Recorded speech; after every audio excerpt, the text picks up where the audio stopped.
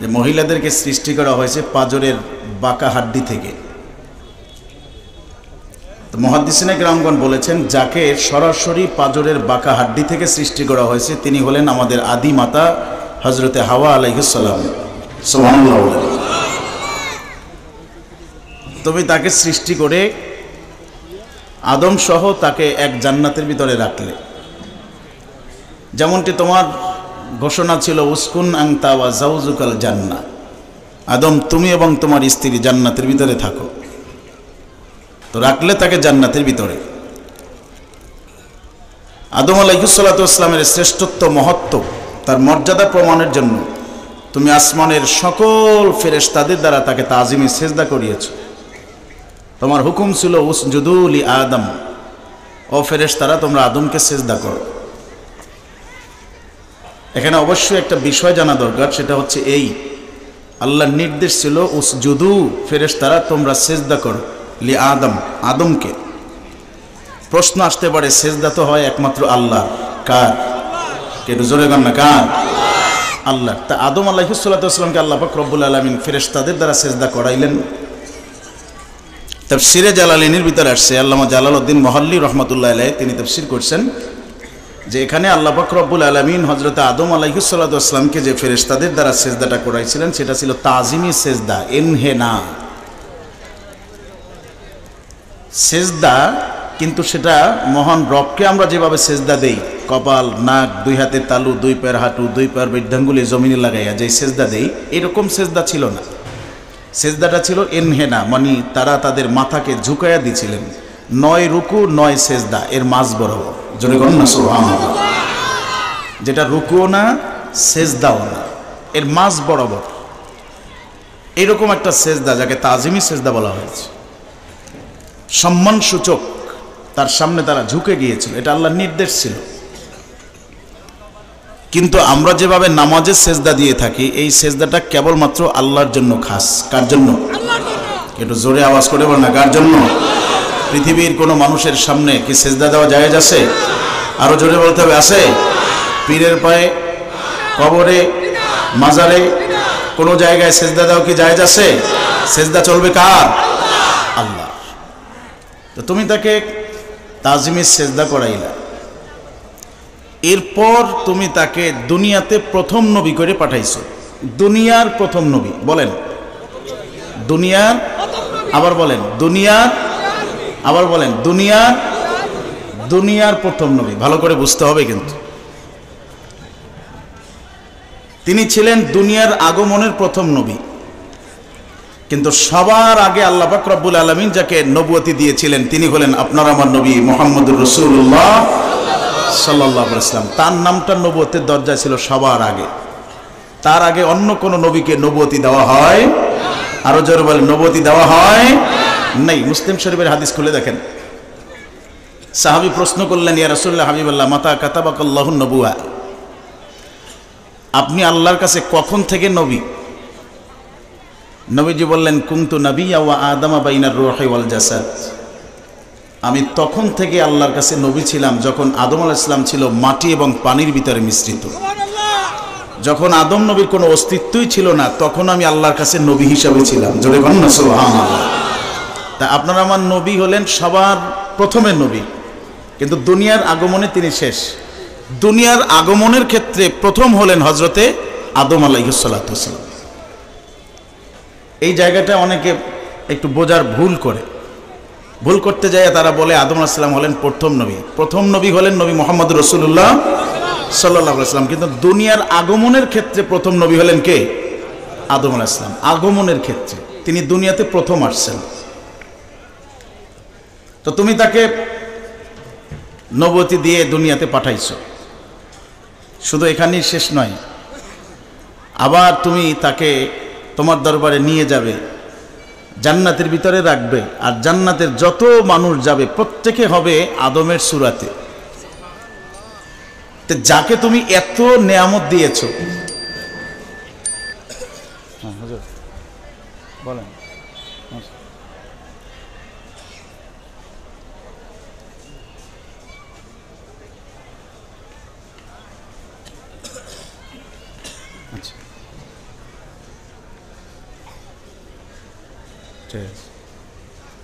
যে যাকে এত বড় নেয়ামত দেওয়া হলো, এত নেয়ামত যাকে দিলা, নিজ কুদরতি হাতে বানাইছো, রুহ দিয়েছো, জান্নাতে প্রথম থাকতে দিয়েছো, তার জন্য তার সহধর্মিণী দিয়েছো, এরপরে তাকে আবার দুনিয়াতে প্রথম পাঠাইছো, আবার জান্নাতে তার সুরাতেই মানুষদেরকে রাখবে। আমি মুসার তো বিশ্বাস অবশ্যই এতগুলো নেয়ামত যেই মানুষটি পেয়েছে, যেই নবী পেয়েছে, সে তোমার শুকরিয়া আদায় না করে পারে নাই, অবশ্যই তোমার শুকরিয়া আদায় করছে। আমার জানবার বড় ইচ্ছা সেই আদম আলাইহিস সালামের শুকরিয়ার ভাষাটি কি ছিল। সুবহানাল্লাহ বলবেন না? কোন ভাষাটি দিয়ে তোমার শুকরিয়া আদায় করছে, আমার সেটা জানবার বড় ইচ্ছা। আল্লাহ পাক রব্বুল আলামিনের পক্ষ থেকে জানানো হলো, মুসা, আমার আদম যখন জানতে পারলো যে আমি এতগুলো নেয়ামত তাকে দিয়েছি, তো আদম তার মাথাকে আরশের দিকে উঠাইছে। উঠানোর পরে শুকরিয়াতান বলছে আলহামদুলিল্লাহ। আসতে হয়ে গেছে, একটু জোরে কর। কি বলছে? আলহামদুলিল্লাহ বলছে। এই আলহামদুলিল্লাহ শব্দটি বলার কারণে আমি আদমকে যতগুলো নেয়ামত দিয়েছি প্রত্যেকটা নেয়ামতের শুকরিয়া এক বাক্য দ্বারা আদায় হয়ে গেছে। জোরে বলুন না সুবহানাল্লাহ।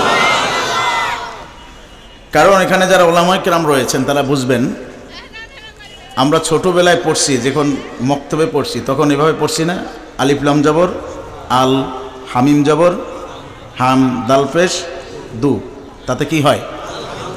সবাই বলেন না কি আমাদেরকে হুজুর এভাবে পড়ায় নেই? কীভাবে পড়াইছে? আলিফ লাম জবর আল, হামিম জবর দাল পেশ কি হয়? আলহামদু। এই আলহামদু লিখতে যাইয়া শুরুতে যে আল, আলিফ লাম জবর আল, এই একটা আলিফ লাম আছে। এই আলিফ লামটাকে নাহবিদদের পরিভাষায় তারা 4 ভাগে বিভক্ত করেছেন। কয় ভাগে? 4 ভাগে। আলিফ লামে ইস্তেগরাকি, আহদে খারিজি, আহদে জেহনি, জেন্সি। আলিফ লামে ইস্তেগরাকি, আলিফ লামে জেন্সি, আহদে জেহনি, আহদে খারিজি। আলিফ লামে ইস্তেগরাকি যেটা, এইটার ব্যাখ্যায় বলা হয়েছে যে ফাঁদ ফাঁদ আলাদা আলাদা যত বিষয় আছে এগুলোকে একত্রিত করে, আলাদা আলাদা ছড়ানো ছিটানো যেগুলো আছে এটা সমষ্টিগত যেখানে একত্রিত করে সেটাকে বলা হয়েছে আলিফ লামে ইস্তেগরাকি। তা আলহামদু শব্দের শুরুতে যে আলিফ লাম, এটা হলো আলিফ লামে ইস্তেগরাকি। এর কারণ কি? আল্লাহ পাক রব্বুল আলামিন বান্দাকে যত নিয়ামত দিয়েছে, যেমন মনে করেন চোখ, কার নিয়ামত? এর আওয়াজ ছোট হয়ে গেছে, জোরে বলতে হবে কার? হাত দেওয়া নিয়ামত কার? পা দেওয়া নিয়ামত কার? এই 3.5 হাত দেহের ভিতরে যত যা কিছু ফিট করে দিয়েছেন, এই প্রত্যেকটা কার নিয়ামত? আচ্ছা বলেন তো দেখি, এখান থেকে কারো যদি একটা চোখ নষ্ট হয়ে যায়, পৃথিবীতে ডাক্তার আছে, তারা এই চোখটাকে ইচ্ছা করলে একটা, ওটাকে কি বলে, কৃত্রিম চোখ লাগাইয়া দিবে। হাত কাইটা গেলে কৃত্রিম হাত বানানো যায়। কিন্তু আচ্ছা বলেন তো দেখি, আল্লাহর দেওয়া নেয়ামত আল্লাহ যেভাবে ফিট করে দিয়েছেন, এইরকম কি কোনো ডাক্তার, কবির, হেকিম কারো পক্ষে কি সম্ভব? জোরে বল না, সম্ভব? হার্ট ব্লক হয়ে গেলে হার্টে রিন বসায়, কি কথা বলেন, ঠিক না ভাই? ঠিক। এরপরে কিডনি ট্রান্সফার করে, কি হার্ট ওপেন সার্জারি হয়। এভাবে শরীরের দেহের ভিতরে কোনো অংশে কোনো ত্রুটি বিচ্যুতি দেখা গেলে অপারেশন করে। কিন্তু ডাক্তার কি পরিপূর্ণ তাকে রিস্ক মুক্ত থাকতে বলে? এর জন্য ঔষধ লাগে, ট্রিটমেন্ট আছে, রুটিন মাফিক চলতে হয়, খাবারের মেনু তার ঠিক করে দেয়, কি কথা বলেন, ঠিক না ভাই? ঠিক। এদিক সেদিকে যাওয়া যাবে। আর আল্লাহ যেভাবে মাতৃগর্ভ থেকে আপনাকে আমাকে দুনিয়াতে যেভাবে সুস্থভাবে পাঠিয়েছেন, এই সুস্থ দেহের উপরে এরকম কোন নিষেধাজ্ঞা কি ছিল বলেন? ছিল না। তো এই যে আল্লাহ পাক রব্বুল আলামিনের দেওয়া নিয়ামত যা আল্লাহ দিয়েছেন, এর একটা নিয়ামতের শুকরিয়া বান্দা যদি তার সারা জীবন সিজদায় পড়ে থাকে, কখনো সেই একটা নিয়ামতের শুকরিয়া আদায় করতে সে পারবে না, সম্ভব হবে না। কিন্তু আল্লাহ পাক রব্বুল আলামিন যখনই বান্দা তার দেওয়া এই সকল নিয়ামত স্বরূপ, নিয়ামতের শুকরিয়া স্বরূপ যখন সে আলহামদুলিল্লাহ বলে, এই আলহামদুলিল্লাহ শব্দটি বলার সঙ্গে সঙ্গে আল্লাহ পাক রব্বুল আলামিন জন্ম থেকে শুরু করে এই অদ্যাবধি পর্যন্ত তার ব্যক্তিগত জীবনে, পারিবারিক জীবনে, সামাজিক জীবনে তার যত নিয়ামত আল্লাহ দিয়েছেন, কেমন যেন বান্দা একটা শব্দ দ্বারা সকল শুকরিয়া একত্রে আদায় করে ফেলে। চিৎকার দিয়ে বলেন সুবহানাল্লাহ। আর একটু জোরে কর না সুবহানাল্লাহ। কে বসার সুযোগ দিলেন কে? সেই মহান রবের দরবারে শুকরিয়া আদায় করার দরকার আছে না নেই? শুকরিয়া আদায় করলে খুশি হন কে? তানবীহুল গাফিলিন কিতাবের ভিতরে ইমাম আবুল্লাহ সামারকান্দি রহমাতুল্লাহি আলাইহি একখানা হাদিস কোট করেছেন। আল্লাহ পাক রব্বুল আলামিন এমন এক পয়গম্বর যাকে কালিমুল্লাহ বলে লকব দিয়েছিলেন, যিনি আল্লাহ পাক রব্বুল আলামিনের সাথে এই দুনিয়া থেকে কথা বলতে পারতেন। সাইয়েদনা হযরতে মূসা আলাইহিস সালাতু ওয়াস সালাম, তিনি একবার আল্লাহ পাক রব্বুল আলামিনের দরবারে জিজ্ঞেস করলেন, আল্লাহ, আমার একটা বিষয় আপনার কাছ থেকে জানবার ছিল। আল্লাহ বলেন, কি এমন বিষয় জানবে বলো? যেহেতু তিনি যখন ইচ্ছা তখন আল্লাহর সাথে কথা বলতে পারতেন, তো উনি আল্লাহর সাথে কথা বলার ফাঁকে জিজ্ঞেস করলেন যে, আল্লাহ, আমি জানতে চাই এই কথাটি। আমি জানি যেহেতু আমার তাওরাত কিতাবের ভিতর আমি পেয়েছি, যা তোমার পক্ষ থেকে নাজিল হয়েছে, সেখানে তুমি লিখে দিয়েছো সাইয়েদনা হযরত আদম আলাইহিস সালাতু ওয়াস সালামকে তুমি তোমার নিজ কুদরতি হাতে সৃষ্টি করেছো। যেমনটি হাদিস শরীফে পাওয়া যায়, হযরত আদম আলাইহিস সালামের জবানের বাণী ছিল এই, খালাকতানি বিয়াদিকা ওয়া নাফাকতা ফিয়া মিন রূহিক। আল্লাহ, তুমি আমাকে তোমার নিজ কুদরতি হাতে বানাইছো, আমার ভিতরে রূহ ফুঁকে দিয়েছো। তো একদিকে তাকে তুমি তোমার নিজ কুদরতি হাতে বানাইছো, এরপরে তাকে জান্নাতের ভিতরে তুমি থাকতে দিয়েছো। তার একা একা ভালো লাগে না, এজন্য তার জন্য তার সহধর্মিণী তুমি সৃষ্টি করলে তার বাম পাজরের হাড্ডি দ্বারা। বুখারী শরীফের বর্ণনা আছে, ইন্নাল মারআতা খুলিকাত মিন দিয়ালিন আওয়াজ, যে মহিলাদেরকে সৃষ্টি করা হয়েছে পাজরের বাঁকা হাড্ডি থেকে। তো মুহাদ্দিসিনে কেরামগণ বলেছেন, যাকে সরাসরি পাজরের বাঁকা হাড্ডি থেকে সৃষ্টি করা হয়েছে তিনি হলেন আমাদের আদি মাতা হযরতে হাওয়া আলাইহিস সালাম। সুবহানাল্লাহ।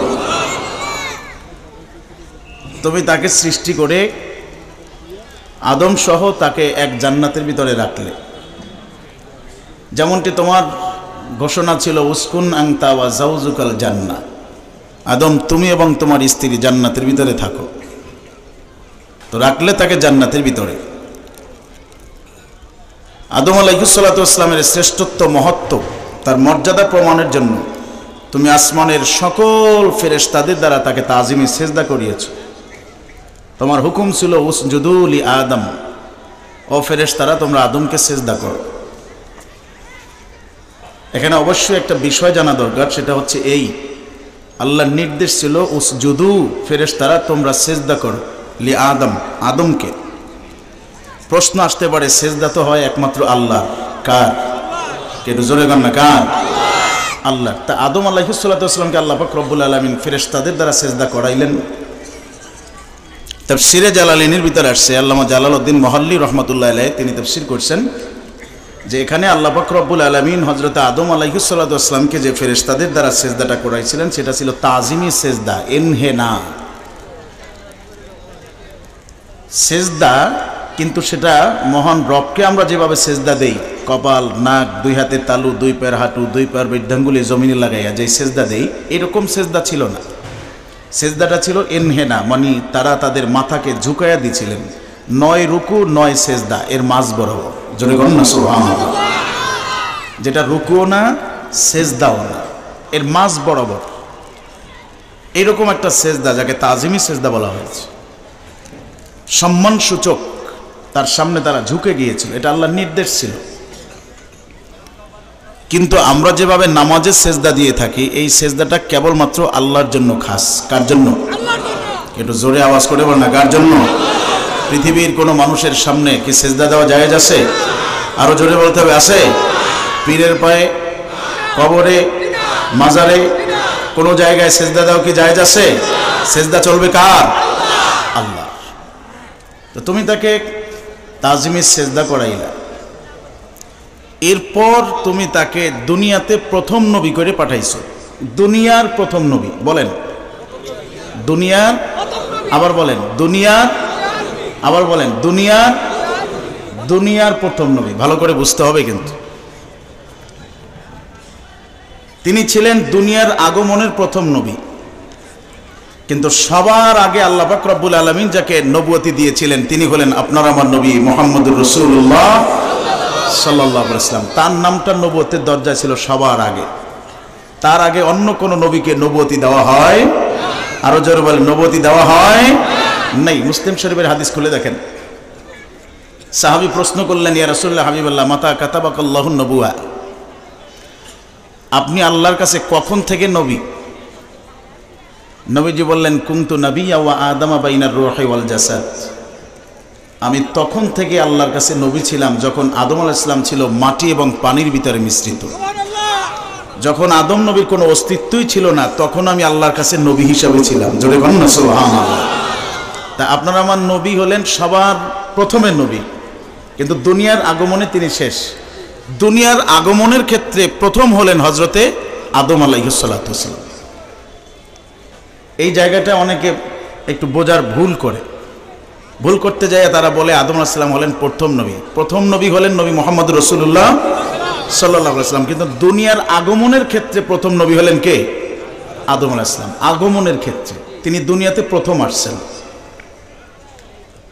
তো তুমি তাকে নবুয়তি দিয়ে দুনিয়াতে পাঠাইছো, শুধু এখানেই শেষ নয়, আবার তুমি তাকে তোমার দরবারে নিয়ে যাবে, জান্নাতের ভিতরে রাখবে, আর জান্নাতের যত মানুষ যাবে প্রত্যেকে হবে আদমের সূরাতে।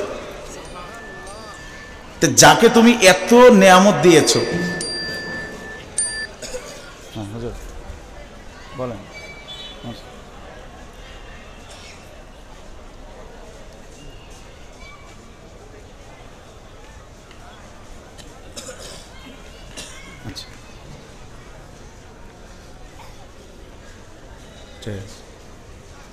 যে যাকে এত বড় নেয়ামত দেওয়া হলো, এত নেয়ামত যাকে দিলা, নিজ কুদরতে হাতে বানাইছো, রূহ দিয়েছো, জান্নাতে প্রথম থাকতে দিয়েছো, তার জন্য তার সহধর্মিণী দিয়েছো, এরপরে তাকে আবার দুনিয়াতে প্রথম পাঠাইছো, আবার জান্নাতে তার সূরাতেই মানুষদেরকে রাখবে। আমি মুসার তো বিশ্বাস অবশ্যই এতগুলো নেয়ামত যেই মানুষটি পেয়েছে, যেই নবী পেয়েছে, সে তোমার শুকরিয়া আদায় না করে পারে নাই, অবশ্যই তোমার শুকরিয়া আদায় করছে। আমার জানবার বড় ইচ্ছা সেই আদম আলাইহিস সালামের শুকরিয়ার ভাষাটি কি ছিল। সুবহানাল্লাহ বলবেন না? কোন ভাষাটি দিয়ে তোমার শুকরিয়া আদায় করছে, আমার সেটা জানবার বড় ইচ্ছা। আল্লাহ পাক রব্বুল আলামিনের পক্ষ থেকে জানানো হলো, মুসা, আমার আদম যখন জানতে পারলো যে আমি এতগুলো নেয়ামত তাকে দিয়েছি, তো আদম তার মাথাকে আরশের দিকে উঠাইছে। উঠানোর পরে শুকরিয়াতান বলছে আলহামদুলিল্লাহ। আসতে হয়ে গেছে, একটু জোরে কর। কি বলছে? আলহামদুলিল্লাহ বলছে। এই আলহামদুলিল্লাহ শব্দটি বলার কারণে আমি আদমকে যতগুলো নেয়ামত দিয়েছি প্রত্যেকটা নেয়ামতের শুকরিয়া এক বাক্য দ্বারা আদায় হয়ে গেছে। জোরে বলুন না সুবহানাল্লাহ। কারণ এখানে যারা উলামায়ে কেরাম রয়েছেন তারা বুঝবেন, আমরা ছোটবেলায় পড়ছি, যখন মক্তবে পড়ছি তখন এভাবে পড়ছি না, আলিফ লাম জবর আল, হামিম জবর হাম, দাল পেশ দু, তাতে কি হয়? সবাই বলেন না কি আমাদেরকে হুজুর এভাবে পড়ায় নাই? কীভাবে পড়াইছে? আলিফ লাম জবর আল, হামিম জবর দাল পেশ, কি হয়? আলহামদু।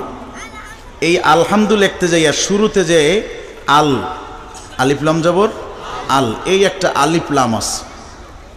এই আলিফ লামটাকে নাহবিদদের পরিভাষায় তারা 4 ভাগে বিভক্ত করেছেন। কয় ভাগে? 4 ভাগে। আলিফ লামে ইস্তেগরাকি, আহদে খারিজি, আহদে জেহনি, জেন্সি। আলিফ লামে ইস্তেগরাকি, আলিফ লামে জেন্সি, আহদে জেহনি, আহদে খারিজি। আলিফ লামে ইস্তেগরাকি যেটা, এইটার ব্যাখ্যায় বলা হয়েছে যে ফাঁদ ফাঁদ আলাদা আলাদা যত বিষয় আছে এগুলোকে একত্রিত করে,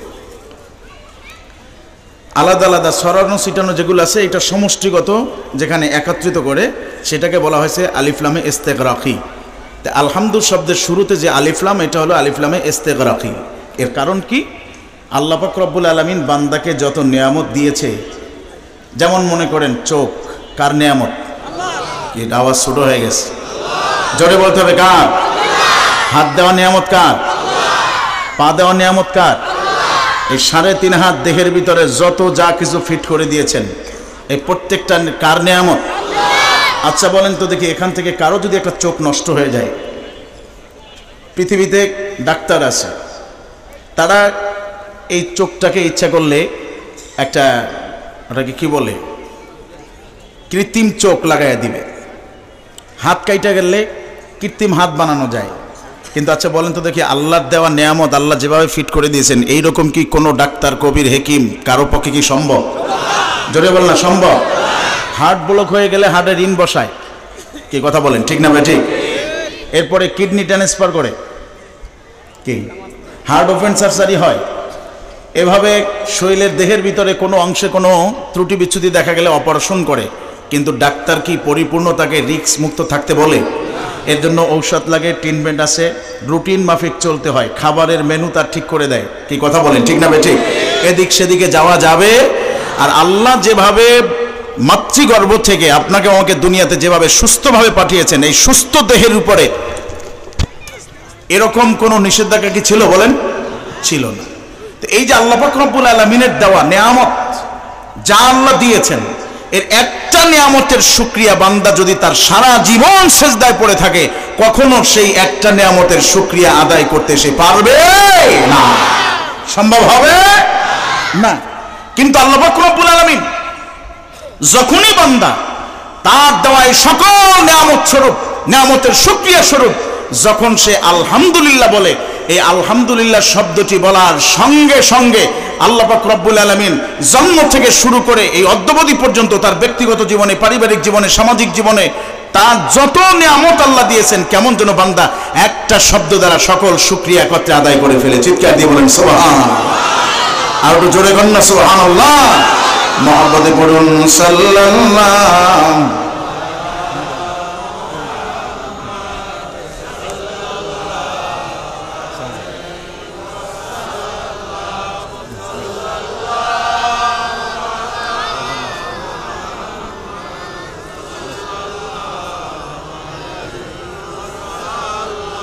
হাজরিন, আমাদের যে সুমধুর কণ্ঠস্বরের বক্তা আওয়াজ করতেছিলেন, মাঝখানে তিনি একটু হযরত পীর সাহেবগুলার নির্দেশে একটু তিনি বিরতি দিলেন।